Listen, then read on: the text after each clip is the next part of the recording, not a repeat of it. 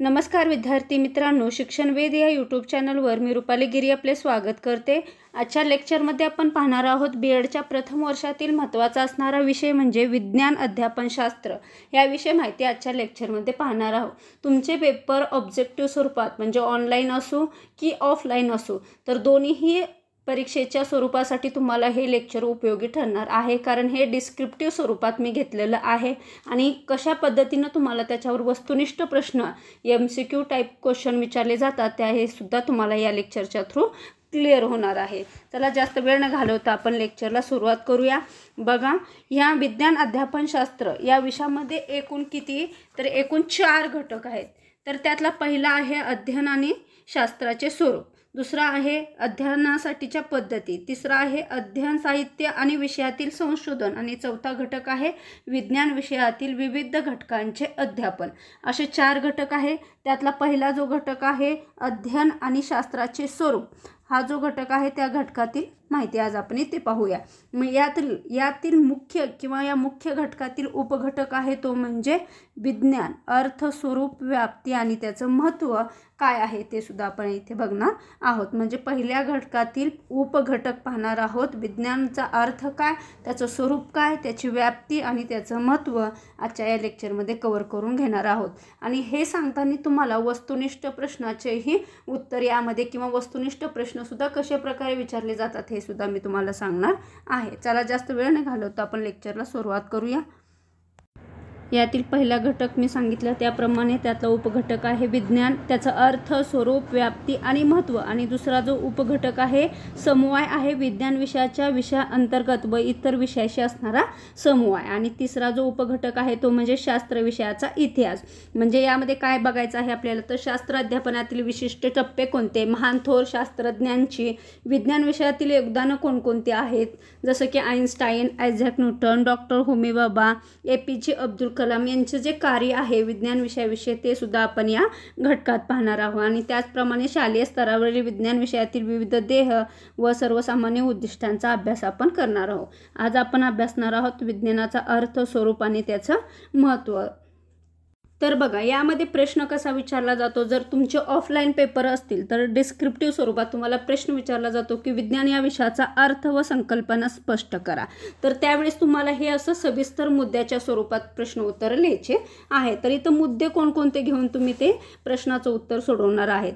याच मुद्द्याच्या आधारे तुम्हाला वस्तुनिष्ठ प्रश्नाचीही तयारी होणार आहे, कारण या मुद्द्यामध्ये खूप सारे असे आहेत की माहिती ती तुम्हाला वस्तुनिष्ठ प्रश्नासाठी उपयोगी ठरणार आहे। तर बघा, या प्रश्नाचं उत्तर देताना तुम्हाला पहिला मुद्दा घ्यायचा आहे शास्त्र हा शब्द फार व्यापक स्वरूपाचा आहे। शास्त्र म्हटले की एखादी कृती व्यवस्थितपणे करण्याची पद्धती असा अर्थ आपल्या डोळ्यासमोर उभा राहतो। मग समाजशास्त्र, शरीरशास्त्र, विज्ञानशास्त्र, नृत्यशास्त्र इत्यादी शास्त्रांच्या विविध शाखा आपल्याला सांगता येईल। असं आपल्या पहिल्या मुद्द्यात स्पष्ट ते सांगायचं आहे की शास्त्रातल्या कुठल्या कुठल्या शाखा आहेत आणि ते शास्त्र कसं व्यापक आहे, कसं आहे हे क्लिअर करायचं आहे पहिल्या मुद्द्यात जेव्हा तुम्ही या प्रश्नाचं उत्तर लिहिचाल। त्यानंतर बघा, दुसरा मुद्दा आहे तो म्हणजे इंग्रजीमधील सायन्स शब्द लॅटिन भाषेतील सायन्सी या शब्दापासून तयार झालेला आहे। आणि इथं सायन्स नाही आहे, इथे आहे सायन्टिया। बघा, सायन्स हा शब्द या शब्दापासून तयार झालेला आहे आणि त्याचा खरा अर्थ काय आहे तर ज्ञान असा आहे। म्हणून बिनचूक ज्ञान म्हणजे शास्त्र ही व्याख्या लक्षात ठेवायची आहे। आणि सायन्स हा शब्द कशापासून तयार झाला, कुठल्या लॅटिन, ग्रीक कुठल्या भाषेतील शब्दापासून तयार झाला ते सुद्धा मुद्दा लक्षात ठेवायचा आहे। कारण तुम्हाला वस्तुनिष्ठ प्रश्नामध्ये सुद्धा विचारलं जातं की सायन्स हा शब्द डॅश डॅश भाषेतील सायन्टिया या शब्दापासून तयार झालेला आहे, तर तुम्हाला ते सांगता आलं पाहिजे की लॅटिन भाषेतील। त्यानंतरचा तिसरा जो मुद्दा आहे विविधांगी ज्ञानाची सुरक्षित सूत्रबद्ध तर्कनिष्ठ मांडणी म्हणजे विज्ञान होय।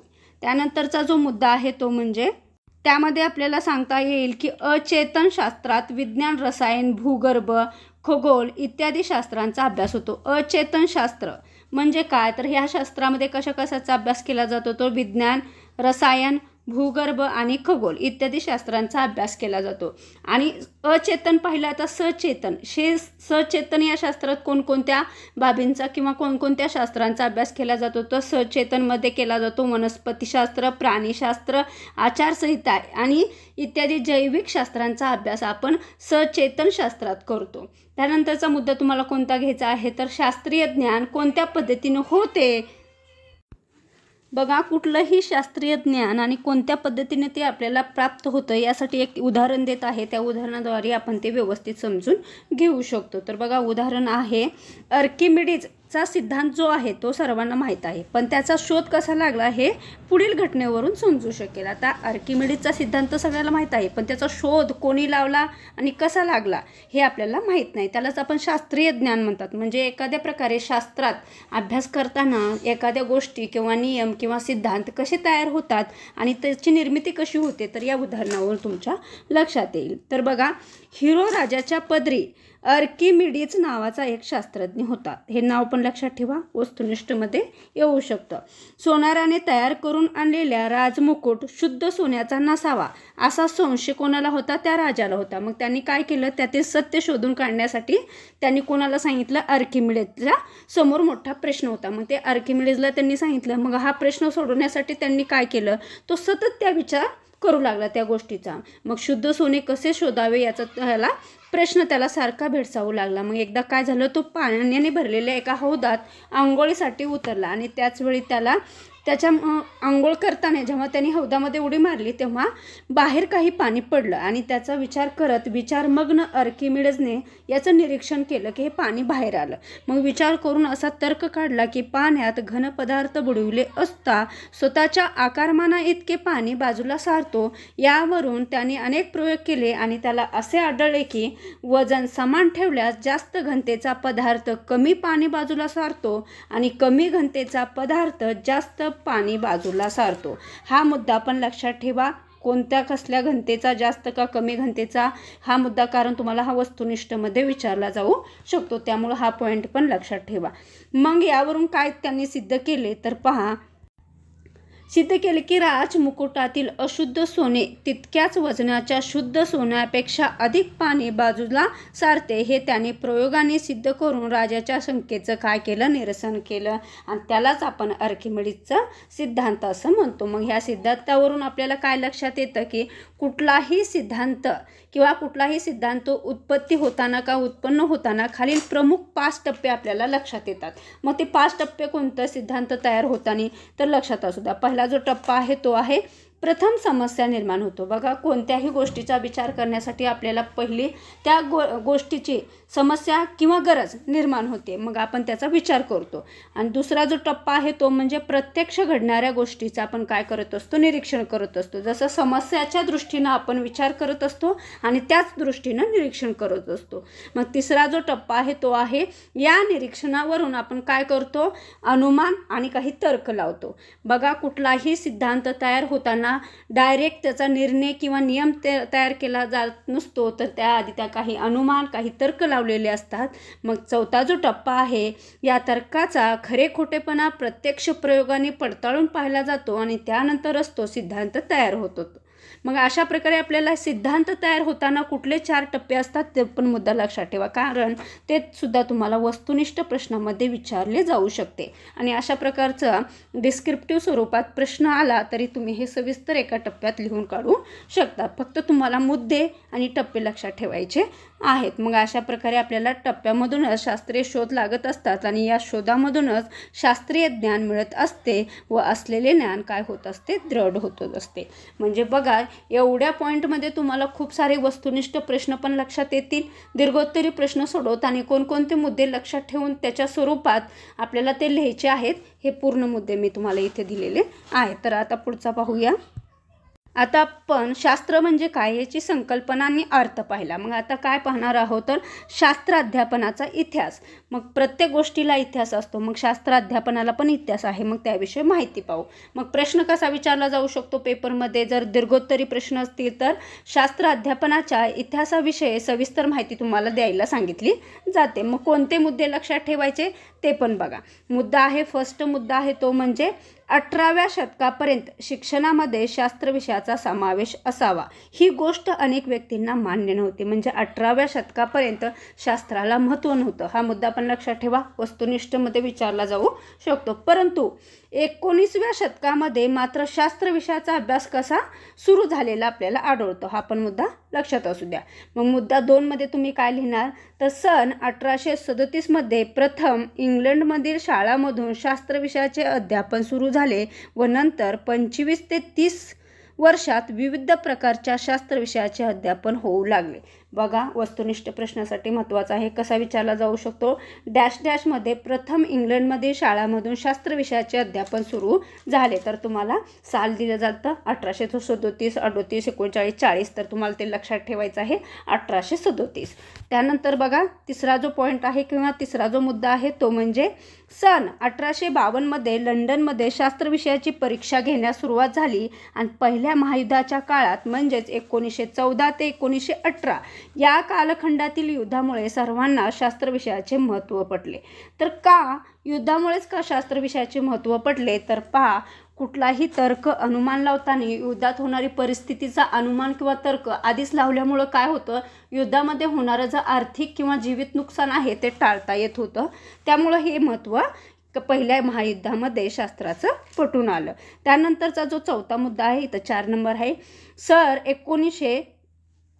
सन आहे 1916 साली थॉम्सन रिपोर्टमधून शाळेमध्ये निसर्गाच्या अभ्यासाचे शास्त्र हा अहवाल प्रसिद्ध झाला. बघा, साल पण लक्षात ठेवा. थॉम्सन रिपोर्टचा अहवाल कधी प्रसिद्ध झाला, 1916. तर तो कशावर आधारित होता, तर निसर्गाच्या अभ्यासावर आधारित होता. हा पण मुद्दा लक्षात असू द्या. त्या अहवालानुसार काय होतं, तर निसर्ग अभ्यासक म्हणून शास्त्रविषय शिकविताना येऊ लागला. बघा, कोणाच्या रिपोर्टनुसार किंवा कोणत्या सिद्धांतानुसार, तर थॉम्सन रिपोर्टनुसार शाळेमध्ये निसर्गाच्या अभ्यासाचे शास्त्र निर्माण झाले. हा मुद्दा लक्षात ठेवा.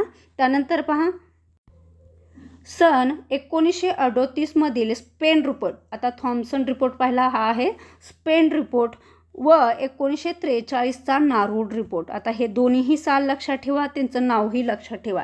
यांनी काय केलं, प्रसिद्ध केलेल्या अहवालाचे शास्त्रविषय शाळांमधून शिकविण्यात येऊ लागला. बघा, हे दोन्ही मुद्दे लक्षात ठेवा.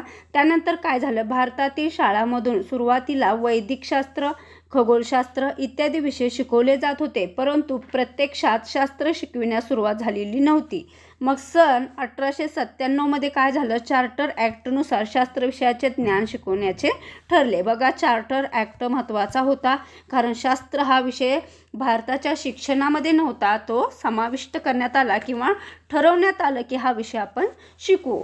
त्यानंतरचा मुद्दा आहे तो म्हणजे सन 1854. बघा, चार्टर ॲक्ट कधी आहे, 1897. साल लक्षात असू द्या. वुड्स ॲक्ट कधी आहे किंवा वुड्स डिस्पॅचचं कधी आहे, तर 1854 लक्षात असू द्या. तर वुड्स डिस्पॅचने पाश्चिमात्य देशाच्या पद्धतीनुसार शिक्षणाची पद्धती भारतात तयार करण्यास सुचवले आणि त्याचप्रमाणे भारतात तेव्हापासून शास्त्र हा विषय ऐच्छिक विषय म्हणून शिकवला जाऊ लागला. ऐच्छिक होता तो, कंपल्सरी होता का, नाही आहे, तुमच्या मनाने तो तुम्ही घेऊ शकत होतात. हे पण मुद्दा लक्षात असू द्या. त्यानंतर पहा, सन 1902 ते 1907 या कालखंडात शास्त्र हा विषय भारतातील काही भागात अनिवार्य विषय म्हणून शिकविला जात होता. अनिवार्य, कंपल्सरी होता तो. सन 1937 मध्ये राधाकृष्ण कमिटीने, बघा, राधाकृष्ण कमिटी कधीची, 1937, शास्त्राच्या सर्व शाखांना शिक्षणात महत्त्व द्यावे असे सुचवले आणि तेव्हापासून हळूहळू शास्त्राचे महत्त्व काय केले, वाढत गेलेले आढळते. त्यानंतरचा मुद्दा लक्षात ठेवायचा आहे तुम्हाला. सन 1953 मध्ये मुदलियार कमिशनने 10 वर्षाचा सामान्य विज्ञान हा विषय सुचवला.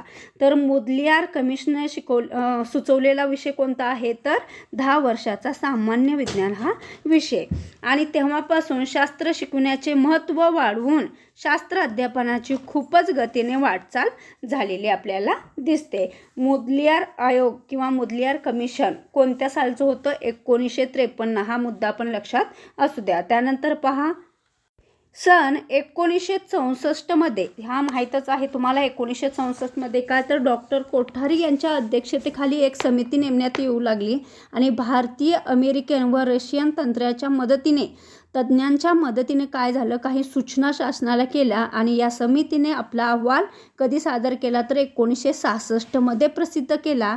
आणि याच समितीला म्हणजे डॉक्टर कोठारी यांच्या अध्यक्षतेखाली जी समिती स्थापन झालेली होती त्या समितीला काय म्हणून ओळखलं जातं तर भारतीय शिक्षण आयोग 1964-66 असं म्हणून संबोधण्यात येऊ लागलं. आता मग या आयोगामार्फत काय करण्यात आलं तर शास्त्र अध्यापनाबाबत काही शिफारशी सुचवण्यात आल्या.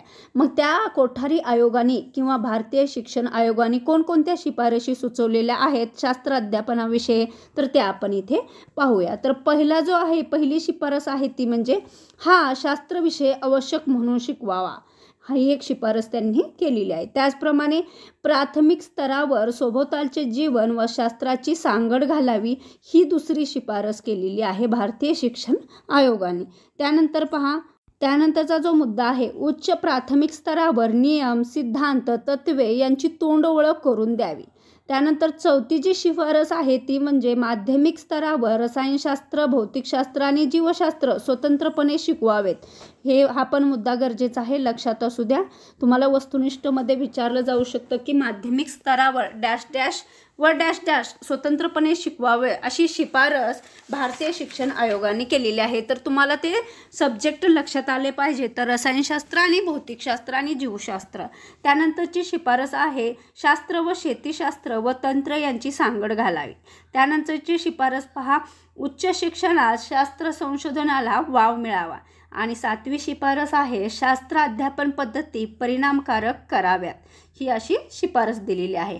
हे 7 शिफारशी कोठारी आयोगाने म्हणजेच भारतीय शिक्षण आयोगाने दिलेल्या आहे. त्यानंतरचा जो मुद्दा आहे तो म्हणजे त्यानंतर तर यामध्ये आपल्याला आणखी काय सांगता येईल की शास्त्र अध्यापनाच्या इतिहासामध्ये तर बघा, सन 1968मध्ये राष्ट्रीय शैक्षणिक संशोधन व प्रशिक्षण परिषद नवी दिल्ली यांच्यामार्फत शास्त्र विषयाचा प्रायोगिक भागावर अधिकाधिक भर देऊन हा विषय शाळांमधून शिकवावा असे सुचवले. बघा, प्रायोगिक भागावर कोणी भर दिलेला आहे? कोठारी आयोग, मुदलियार आयोग किंवा मुदलियार कमिशन की इथं आहे राष्ट्रीय शैक्षणिक संशोधन व प्रशिक्षण परिषद, यापैकी कोणी दिलेला आहे असा प्रश्न तुम्हाला वस्तुनिष्ठ स्वरूपात विचारला जाऊ शकतो.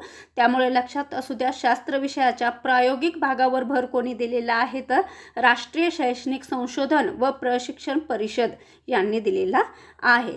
त्याचप्रमाणे राज्यातील बहुसंख्य शाळांमधून विज्ञान हा विषय शिकवला जाऊ लागला. अशा प्रकारे आपल्याला शास्त्र अध्यापनाचा इतिहास आणि तो विषय अभ्यासक्रमामध्ये किंवा शास्त्र हा अभ्यासक्रमामध्ये कसा समाविष्ट झाला याविषयी माहिती आपण आता वरती पाहिलेली आहे. अशा प्रकारे तुम्ही प्रश्नाचं उत्तर लिहू शकता पेपरमध्ये आल्यावर आणि वस्तुनिष्ठ प्रश्न पण इथे क्लिअर होणार आहे तुमचे. त्यामुळे हे लेक्चर तुमच्यासाठी महत्त्वाचंच ठरणार आहे. त्यानंतरचा जो पहिला घटकामधील महत्त्वाचा पॉईंट आहे आणि शेवटचा आहे तर तो कोणता ते पहा. शास्त्र अध्यापनाचं महत्त्व काय आहे इथं सांगितलेलं आहे. तर बघा, प्रश्न कसा विचारला जाऊ शकतो तुम्हाला, शास्त्र अध्यापनाचे महत्त्व स्पष्ट करा. दीर्घोक्ती स्वरूपात किंवा डिस्क्रिप्टिव्ह स्वरूपात तुम्हाला ते विचारलं जाऊ शकतं. मग मुद्दा काय घ्यायचा आहे? पहिला मुद्दा तुम्हाला घ्यायचा आहे स्वातंत्र्यपूर्व आणि स्वातंत्र्योत्तर काळात ही शाळांमधून शास्त्र विषय शिकविला जात होता, परंतु काय झालं, व्यक्ती विकास, सामाजिक विकास आणि राष्ट्रीय विकासाच्या दृष्टीने या विषयाला फार काय महत्त्व आहे. मग झालं काय तर पुढे पहा, समाजाच्या राष्ट्रांच्या ध्यानात आले की व्यक्तीच्या, समाजाच्या व राष्ट्राच्या काही प्रमाणात गरजा शास्त्र अध्यापनामुळे पूर्ण होत असतात आणि या गरजांच्या पूर्णतेमुळे विकास घडून येत असतो. हा विकास कोणत्या प्रकाराने घडतो ते आपण इथे पाहूया. तर बघा, त्या शास्त्रामुळे किंवा शास्त्रीय अध्यापनामुळे काय होतं, व्यक्तिविकास होतो, सामाजिक विकास होतो, त्याचप्रमाणे राष्ट्रीय विकास होतो. मग तो विकास कशा प्रकारे होतो तिथं आपण सविस्तर पाहूया. तर प्रथम कोणता विकास होतो तर व्यक्तिगत विकास होतो. तर व्यक्तिगत विकासामध्ये तुम्हाला मुद्दा किंवा काय स्पष्टीकरण द्यायचं आहे तर शास्त्र या विषयामुळं काय होतं, व्यक्तीला आपल्या आहार विहार याचे परिपूर्ण ज्ञान होत असते आणि त्याचा शारीरिक, मानसिक, बौद्धिक, नैतिक, सामाजिक, आर्थिक आणि राजकीय इत्यादी अंगाच्या सर्वोत्परी विकास घडवण्यासाठी शास्त्रीय ज्ञानाचा उपयोग होत असतो. म्हणजे शास्त्राचं महत्त्व तुम्हाला व्यक्तिगत विकासामध्ये सुद्धा सांगता येईल. दुसरा जो विकास आहे तो म्हणजे शारीरिक विकास. मग शारीरिक विकासामध्ये शास्त्राध्यापनाचं काय महत्त्व आहे तर शारीरिकदृष्ट्या अन्न, पाणी, निवारा, वस्त्र, प्रावरणे, प्रदूषण, पर्यावरणासंबंधी समतोल इत्यादी बाबी कशा अनुकूल प्रतिकूल आहेत, त्याचा वापर कसा करावा, कधी करावा, किती करावा याची माहिती आपल्याला व्यक्तीला मिळत असते. कशातून? शास्त्रामधून. आणि तो आपला शारीरिक विकास घडवून आणतो. म्हणजे शास्त्र अध्यापनामुळे विद्यार्थ्याचा किंवा व्यक्तीचा व्यक्तिगत विकास होतो, त्याचप्रमाणे शारीरिक विकास होतो. आणि तिसरा विकास आहे तो म्हणजे मानसिक विकास. तर मानसिक विकासामध्ये शास्त्र अध्यापनाचं काय महत्त्व आहे तर पहा, शास्त्र अभ्यासामुळे विद्यार्थ्याच्या मनाला एक प्रकारची विशिष्ट वळण लागते. जिज्ञासा, गरजा, छंद, आवड इत्यादी सहर्ष प्रवृत्तीचा विकास होऊ लागतो. म्हणजे मानसिक विकास सुद्धा होतो. त्यानंतरचा विकास आहे तो म्हणजे नैतिक विकास. बघा, नैतिक विकासामध्ये तुम्हाला सांगता येईल शास्त्रामुळे व्यक्तीचा नैतिक विकास हे घडून येतो. समाजाच्या दृष्टीने आपण कसे वागावे, चांगले कोणते, वाईट कोणते, काय आहे याचा सर्वतोपरी विचार केला जातो. जसे पारंपरिक रूढी परंपरा कशा घातक आहे हे त्याला शास्त्राच्या ज्ञानामुळे कळते. उदाहरण द्यायचं झालं तर देवी हा रोग विशिष्ट देवीच्या कोपाने झालेला नाही तर तो काही विषाणूपासून झालेला आहे. हे कशामुळे कळते तर शास्त्र अध्यापनामुळे हे त्याला कळते. नाहीतर अंधश्रद्धेच्या भारात किंवा ह्याच्यात ते आपलं स्वतःचं नुकसान करून घेतात. म्हणजे नैतिक विकाससुद्धा शास्त्र अध्यापनामुळेच होतो. त्याचप्रमाणे राष्ट्रीय विकास. तर राष्ट्रीय विकासामध्ये शास्त्र अध्यापनाचं काय महत्त्व आहे तर पाश्चिमात्य राष्ट्रामध्ये ज्याप्रमाणे शास्त्राने क्रांती घडवून आणलेली आहे त्याप्रमाणे पौर्वात्य देशांनीही शास्त्राची प्रगती करून विकास साधण्याचा प्रयत्न केलेला आहे. मग भारत हा एक काय आहे विकसनशील देश आहे, तुम्हाला माहीत आहे. मग त्यालाही शास्त्राची कास धरून आपली प्रगती काय करायची हे घडवून आणायची आहे. अशा प्रकारे आपण काय पाहिलं तर अशा प्रकारे आपण भारतामध्ये राहणाऱ्या सुमारे 104 कोटी लोकांचे जीवनमान उंचवण्यासाठी आणि अधिक धान्य उत्पादन करण्यासाठी, आरोग्यविषयक सोयी उपलब्ध करून देण्यासाठी, शैक्षणिक सुविधा पुरवण्यासाठी इत्यादी बाबत आपण ज्ञानशास्त्रामुळे प्राप्त करून घेऊ शकलेलो आहेत. म्हणजे व्यक्तिगत नैतिक विकास असो, राष्ट्रीय विकास असो, शारीरिक असो, मानसिक असो, सर्व विकासामध्ये तुम्हाला शास्त्र अध्यापनाची किंवा त्याच्या शिकण्याची गरज असते. अशा प्रकारे आपण 3 मुद्दे पॉईंट घटक जे आहे घटक 1 मधील पहिला जो उपघटक आहे त्यातील हे 3ही पॉईंट मी इथं क्लिअर केलेले आहे. पुढच्या लेक्चरमध्ये आपण विज्ञान किंवा शास्त्र या विषयाचा इतर विषयाशी असलेला समन्वय कशा प्रकारे आहे ते पाहणार आहोत. हे लेक्चर तुम्हाला वस्तुनिष्ठ त्याचप्रमाणे दीर्घोत्तरी प्रश्नासाठी उपयोगी ठरणार आहे. लेक्चर आवडलं असेल तर चॅनलला सबस्क्राईब, लाईक आणि शेअर करायला विसरू नका. त्याचप्रमाणे माझ्या या शिक्षणवेध चॅनलवर TET असो किंवा टेट असो तर दोन्हीही एक्झामची तयारीसाठी मी खूप सारे लेक्चर इथे टाकलेले आहेत. ते पण तुम्ही माझ्या शिक्षणवेध या चॅनलवर जाऊन पाहू शकता. धन्यवाद.